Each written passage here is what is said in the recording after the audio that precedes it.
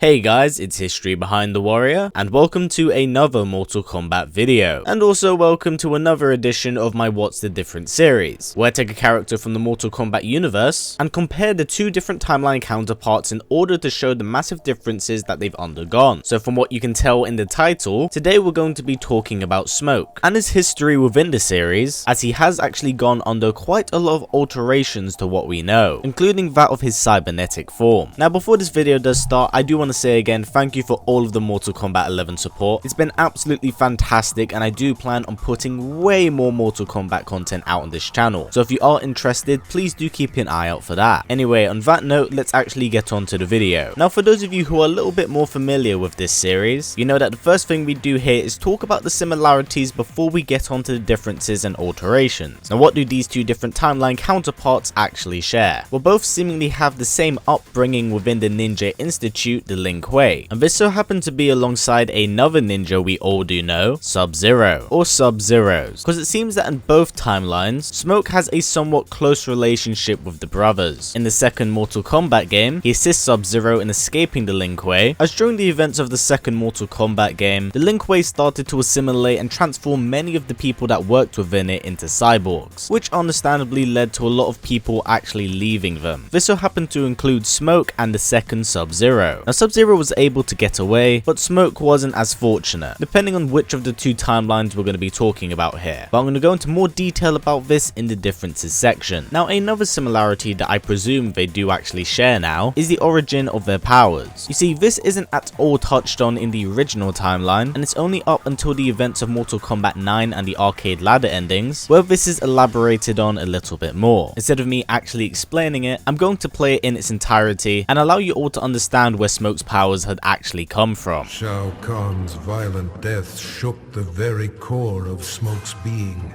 and dislodged his earliest memories.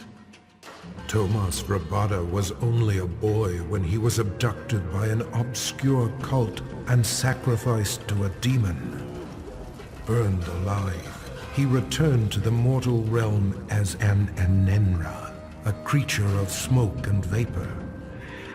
His captors were helpless against his shapeless form as he lashed out with rage, killing them all.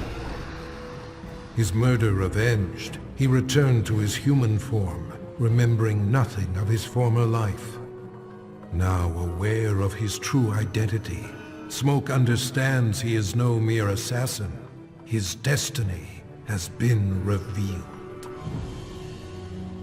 Now yes, of course this is a arcade ladder ending, so not every single one of these are understandably canon. However, one thing the new timeline has most certainly been doing compared to the original is expanding on what we already know of the universe. Plus, on top of this, in MKX, during the very first chapter of the game where Johnny Cage confronts Smoke, when Johnny refers to Smoke by his name, Smoke corrects him and says that Smoke isn't there is only Anenra now. Smoke is dead.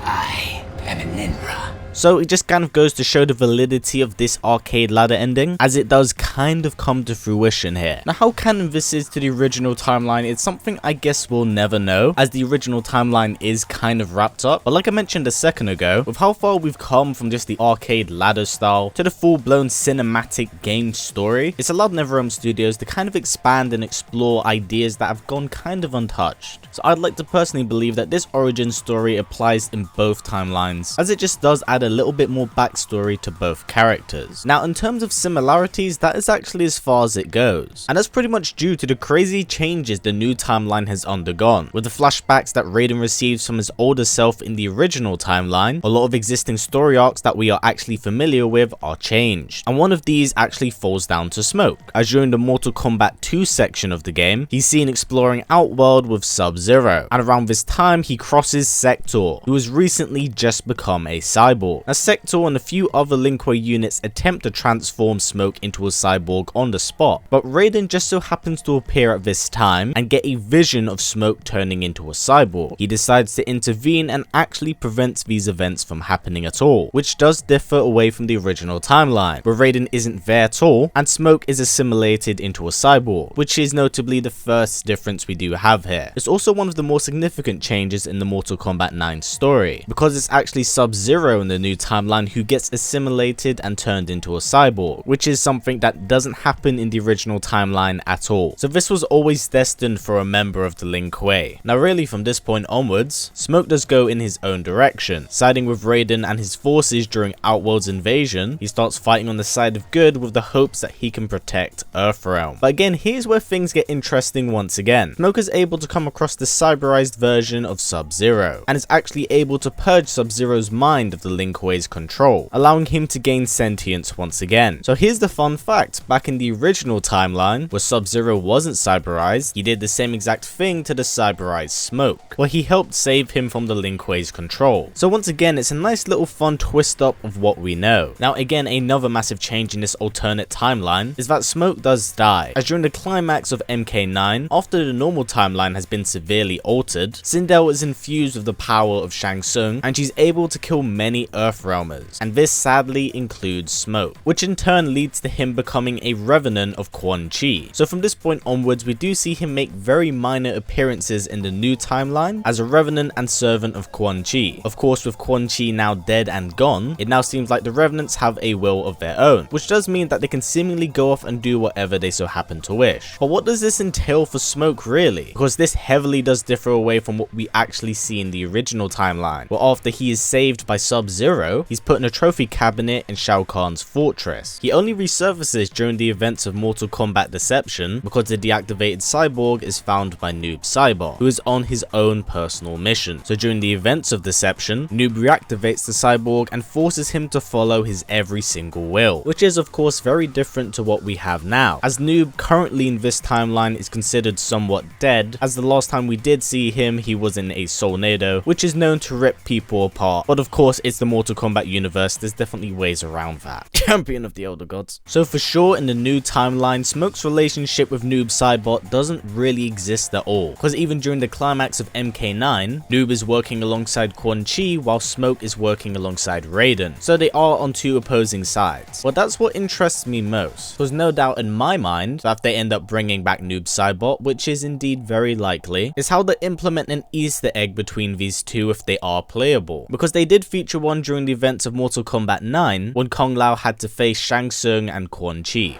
No Earthrealm boy can stop this deadly alliance. So the future is always kind of uncertain, and we do have quite a bit of time before we come up to Mortal Kombat Deception. So as far as I'm concerned, anything at this point is indeed possible. Now in terms of personality, how different is Smoke compared to the original? Well, he's 100% different. And the reason I say this is because Smoke in the original timeline had actually no personality at all. And I say this because in every single installment he's actually featured in, he's enslaved under someone. In the first few games he appears in, he's a cybernetic slave to the Lin Kuei. He's had his emotions ripped out of him and is forced to become a heartless machine. Now during the events of the 3D games when he's revived, he may take on more of a human-esque appearance, but he is just kind of a tool for Noob to use for his own ends. The character had no ambition and was enslaved in every single installment. It's only up until MK9 where we get to see more personality from Smoke properly. We see that he's extremely wise, but most importantly, he's very caring. We see a lot of this displayed with his relationship with Sub-Zero. We see that after Bi-Han died, Smoke was there to pick up the pieces, and he more or less became a big brother for the younger Sub-Zero, although he didn't want to take Bi-Han's place in Kuai Lang's eyes. Nonetheless, he took the young Sub-Zero under his wing and helped perfect his style of combat while still maintaining a very brother-like relationship with him. We see that he's extremely saddened when he sees Sub-Zero become a cyborg, and later in the story, extremely pleased when he's able to save him. It really did help add a lot of character to someone that otherwise didn't have any form of emotion, because before he was a machine. So it's really nice to see what they've actually done with him in the new timeline. But in saying that, he also became a revenant and became a servant of Quan Chi. So it seems like in both timelines he just can't escape that role. But overall, that's actually it for this video, guys. I hope you did enjoy it and find it very informative, as I did want to go into detail with the changes that Smoke undergoes, as I'm well aware that he is a fan favorite, and well, the changes are very significant compared to what we're normally used to. Now personally, I'd want to see Smoke a lot more, because I feel like at this point Cyborg is going to become a canon character in the series, as he was extremely popular, and it seems like Smoke's gone and Nenra's now controlling the body. Let's say that Smoke is cured of his corrupted form. Is it actually Smoke or is it a Nenra? I don't know, it's just something we have to wait and see. It's kind of weird from what you can tell. But yeah, that more or less does wrap up the video. I want to say thank you for everyone who's still stuck around this far. There are more Mortal Kombat videos in the pipeline. I actually have one planned for tomorrow where I'll be talking about Jade, hence why there's a Smoke video today, and I'll be exploring how she's kind of been an underrated character in the series and what is most likely on the horizon for her. And on top of that, later on this week I'll be talking about the leaks that supposedly dropped yesterday and what's my take on it and what I can kind of see happening here. But yeah, that's kind of it for this video, guys. I hope you enjoyed it, and keep your eyes open for more if you are interested. Anyway, before this video does wrap up, guys, if possible, let's try getting it to about 500 likes. It's a great way of helping out this channel since YouTube's ad system is broken as hell, so by giving it a thumbs up, it helps out a ton. And if you want to go the extra step, we also have a Patreon set up, and a link for it will be down in the description below. Anyway, guys, as always, please comment, like, subscribe, and share this video with everyone you know. Please take care, and I'll see you all next time.